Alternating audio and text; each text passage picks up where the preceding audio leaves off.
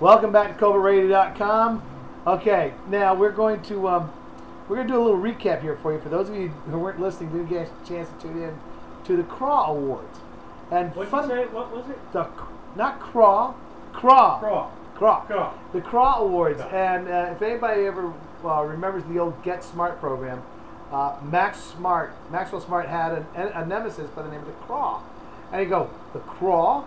And then the guy goes, no, not CRAW, CRAW. And they had this thing going back and forth. They're saying the exact same thing with it. He's trying, CRAW? No, CRAW. And it was just a great running gag. I remember one of the funniest things I ever saw on that thing was when they sent him out west because they knew the Indians were getting ready to attack again. They're going to go back on the warpath. But the Indians they had stolen some technology for guided missiles. And so they're going, oh my God, what are the Indians going to do? What do they need this for a guided missile? And when Maxwell finally solves the case, the teepee falls away, and inside is a giant ballistic arrow. And they shoot this giant arrow at Washington, D.C.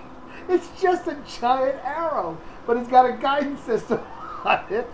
And of course, Maxwell Smart says, that's the second biggest arrow I ever saw.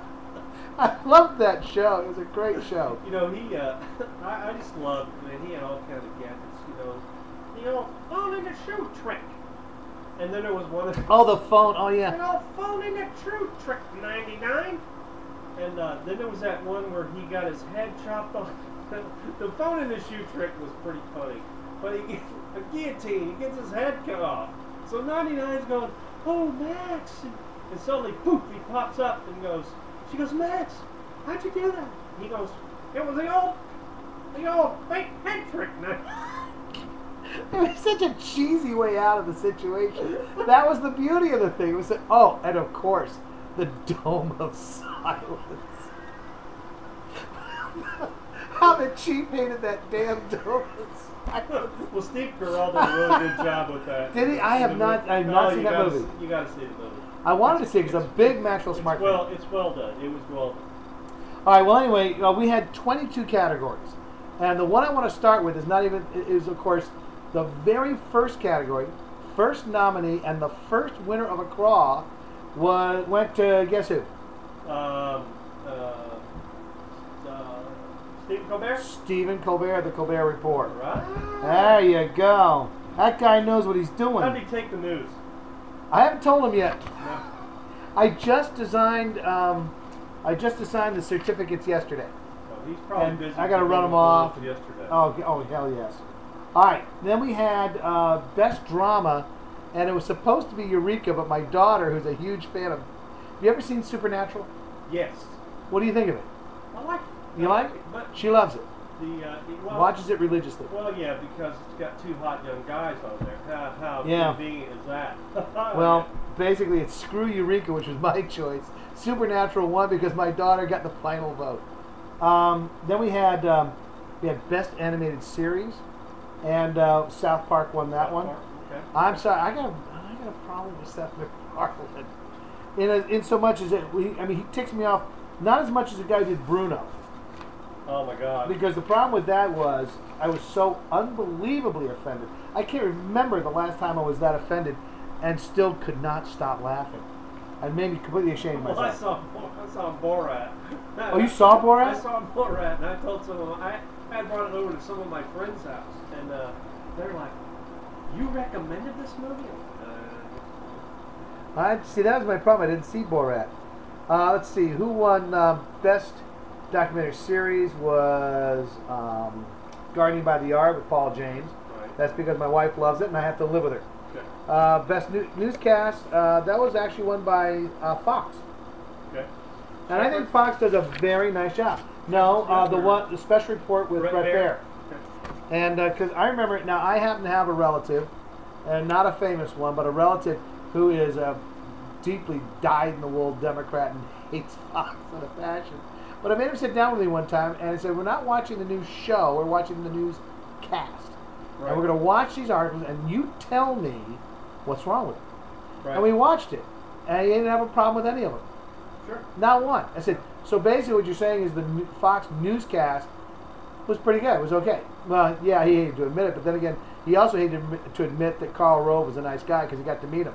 And I wouldn't spread that around his friends because they go, "What do you mean Karl Rove is a nice guy?" And this relative of mine must have spent 10 minutes and that's an eternity at like a party or something, talking to Karl Rove, and he had just been out canvassing for Democratic candidates that day. And in turn, he looked at me. He goes, "Okay, I'll admit it. He's a nice guy." but it really irked him to have to say it. And then, of course, the biggest news story of the year was see if Michael Lance Jackson. No, it wasn't Michael Jackson. See, Lance was there. I want to see if he remembers.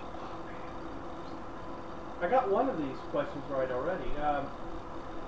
Biggest news story. The airplane. Nope. The inauguration of Barack Obama. Exactly. That's right. And the best radio program, non-political, Tom and Ray Magliozzi. Oh, the car guy. Click and Clack. Car Tacos. Got it, Yep. got it. And then we had best news show was who? The best news show. News show. It has a woman out named Mika, who obviously doesn't think much of Sarah Palin. No one thinks much of Sarah Palin apparently on the Morning Joe. They all love to talk about how much smarter they are. Yeah, they are kind of smug on that. They are so smug. But I had to throw a bone to MSNBC, and this is the closest thing they had to a reasonable program because of the host. The host will call them on the carpet, and they'll often have Pat Buchanan as a guest on there, something to help balance it out. I don't. Morning Joe. Morning With Joseph Joe? Scarborough. Yeah, that one. He claims to be a conservative. I don't know. I don't. Well, yeah, I think he is, but well, we'll have to see because I've seen him defend conservatives and call some of the liberals and things they say on a show. I've seen him call them on the carpet right then and there, and I've seen him get them cornered, and they just dummy up. They just shut the hell up because they're like, "Oh crap, did I really say that? I got no way out of this thing." But he's worked in the. I mean, he was an aide or. He was a congressman from Florida.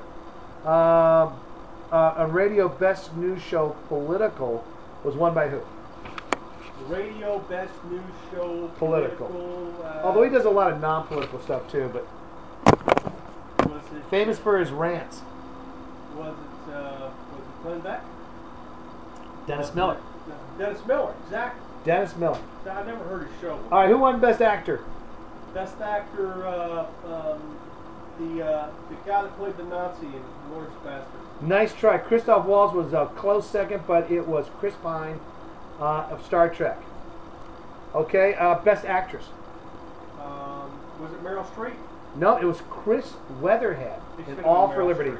Should have been Meryl Streep for Julie and Julia. Yeah, she did too. Oh God, but the problem is I didn't see it. She's brilliant. Best Supporting Actor. Brad Pitt, Sam Worthington, Simon Pegg, Woody Harrelson, Ewan McGregor. I want to say Woody Harrelson. He close second, man. He was really close. It went to Simon Pegg for Star Trek. Best Supporting Actress. Winona Ryder for Star Trek. Diane Kruger in Glorious Bastards.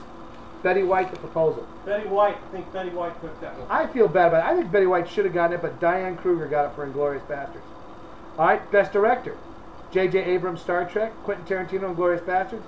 Ruben Fleischer, Zombieland. Ron Howard, Angels and Demons. Quentin Tarantino. Quentin Tarantino for Inglourious Bastards is correct. I got one.